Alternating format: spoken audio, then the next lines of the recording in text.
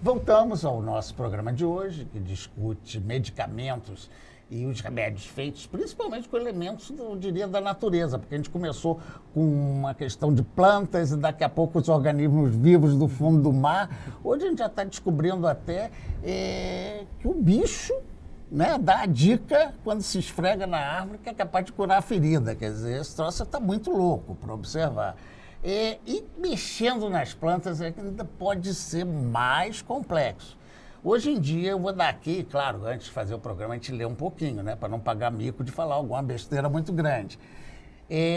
Uns exemplos que eu peguei, se tiver errado, vocês falam, que a cenoura pega a doença, para curar a doença de Gaucher, é isso?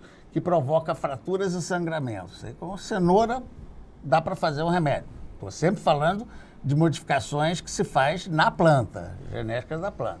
Soja e tabaco, na Embrapa, que pesquisa muito essas questões, deu possibilidade de gel anti-AIDS e remédio para câncer.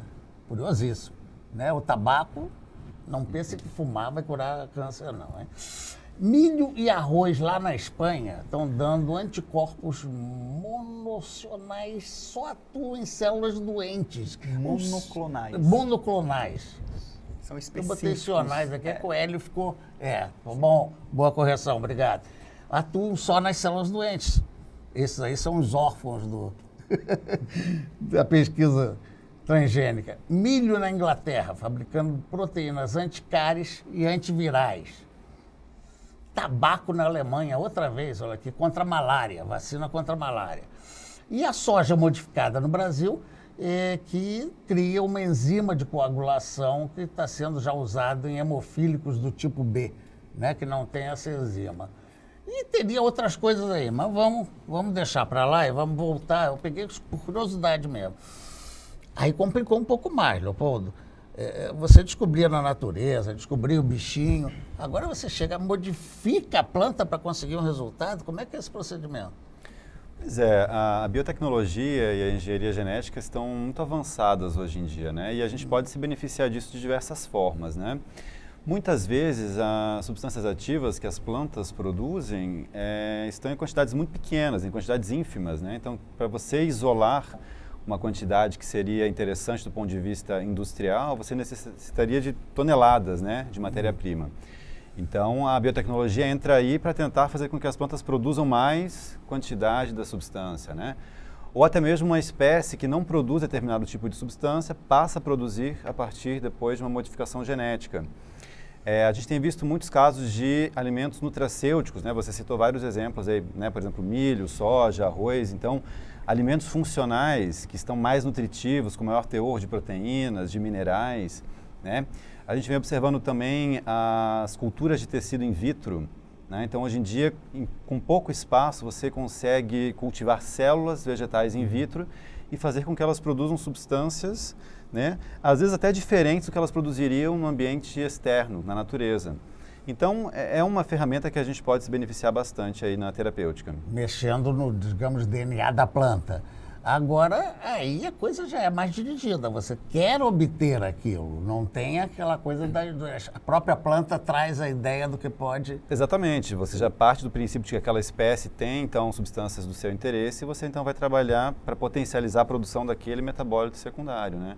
Agora, do ponto de vista ecológico, a gente não sabe qual que seria o impacto ainda disso, né? Era a pergunta que eu ia fazer. Quer dizer, esse é transgênico, eu não vou comer. Já existe essa defesa popular. Exatamente. Quanto a possíveis riscos que ainda não se conhece ou já se conhece. Alguma coisa que seja concreta, uma modificação transgênica possa acarretar algum problema num produto.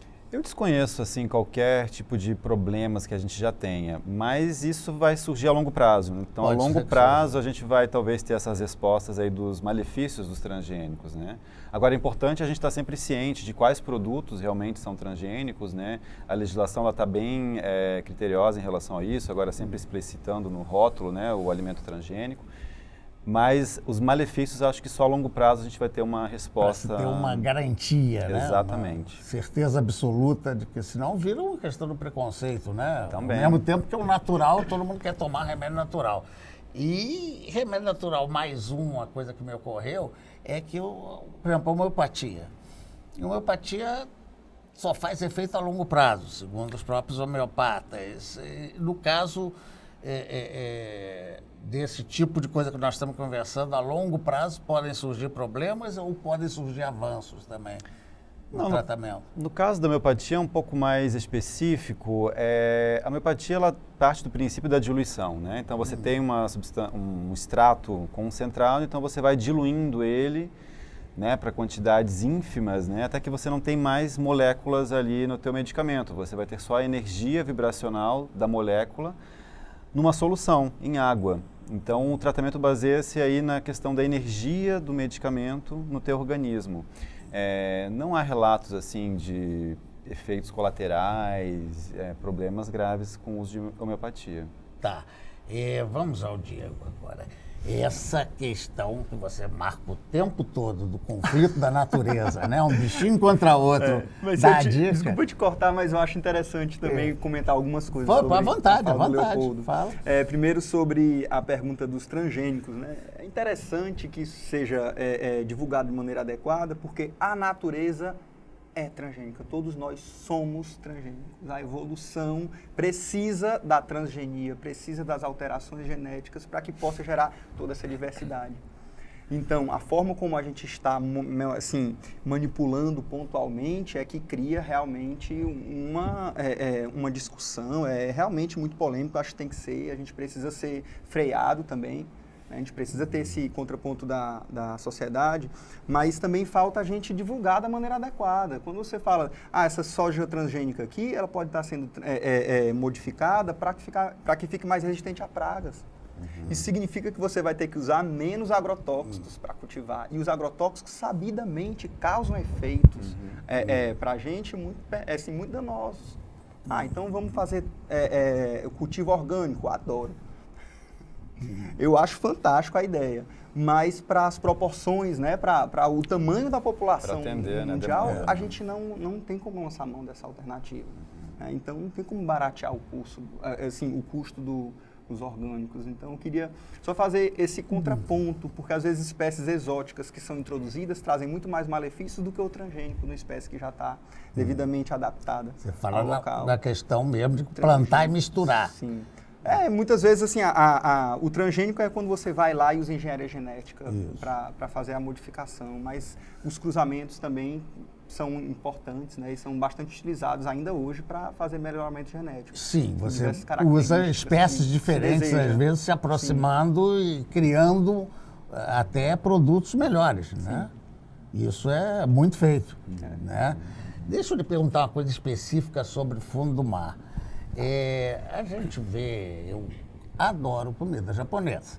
Então vem a famosa alga, ou seja, os produtos marinhos, né, no geral, são capazes de sair da lógica que você está falando, de um veneno contra o outro para descobrir, ou seja, existem propriedades especiais em elementos que estão no mar que podem ser usadas em melhores condições, ou você só descobre quando você descobre aquela interação dentro do fundo do mar? Então, existem resultados que eles são conflitantes, porém bem interessantes de serem discutidos, né, com relação às algas. Tanto moléculas pequenas, que a gente, né, o professor Leopoldo já mencionou, os metabólitos secundários, eles não são essenciais para a sobrevivência do organismo, mas aqueles organismos que produzem o fazem porque existe alguma vantagem adaptativa para aquilo.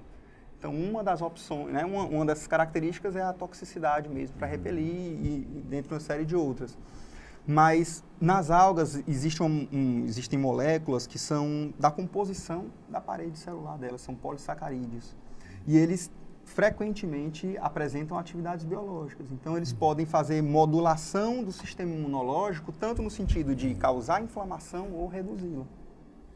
O uso de algas, né, para alimentação, ele pode vir junto de benefícios. Não, pode vir junto de benefícios. Então, assim, é muito, muito complicado, porque eu estudo também, além de moléculas de baixo peso molecular, polissacarídeos, e a gente observa o quê?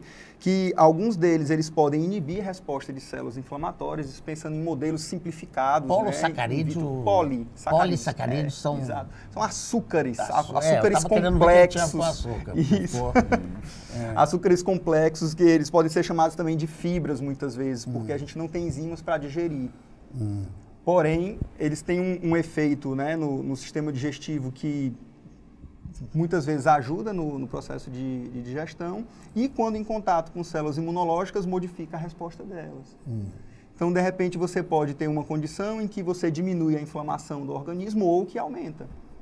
Se você faz uso da alimentação, num organismo equilibrado, né, numa dieta equilibrada, provavelmente você não vai perceber grandes diferenças. Mas se você faz o uso de maneira específica, em grandes quantidades e pensando em um mecanismo de ação para um determinado fim, você pode também obter resultados bem interessantes. Então, existem já estudos de polissacarídeos de algas, mas os mais avançados são com fungos terrestres, para que eles sejam utilizados em associação à quimioterapia antitumoral, melhorando a resposta da quimioterapia por ser um imunomodulador que aumenta a capacidade do organismo de produzir uma resposta imunológica, o que cada vez mais tem se observado que é importante para a boa resposta do paciente oncológico. É coincidência ou verdade mesmo? Que tudo que você fala sobre o fundo do mar, no fundo, está aplicando no câncer. É mera coincidência? Porque você vai e volta, né? Você tem os antibióticos. O exclusivo, não sei o que, para o câncer. Vamos lá, tem mais coisas. Cura do câncer. Existe um apelo muito grande, porque a população mundial envelhece, os hábitos estão ficando cada vez menos saudáveis e, enfim, a expectativa é de que os índices de câncer continuem aumentando. Existe um investimento muito grande nesse problema, na verdade é um conjunto de doenças, então é muito complexo. Quando a gente fala do câncer, eu não me restringo a uma doença, existem centenas de subtipos. Então, tanto que o medicamento que você usa para um tipo de tumor, você diz, tumor de mama, toma esse... Não. Existem subtipos, né? Dependendo do rastreamento que você pode fazer, caracterização genética. Isso prova que, na verdade, a gente está lidando com uma constelação de doenças, que elas têm em comum uma série de características e que confere a elas esse termo genérico. A dor, a morfina, o medicamento fantástico, né? A humanidade agradece, né, a medicina e os pacientes que precisam fazer uso, né, que tem dor crônica, dor neuropática grave, agradecem muito a morfina, mas ela tem efeitos colaterais muito importantes, ela causa dependência e o uso contínuo, o uso prolongado, além de aumentar o risco de dependência, também causa tolerância, que é a diminuição da resposta. E tem um produto natural de origem marinha, que é um peptídeo, né?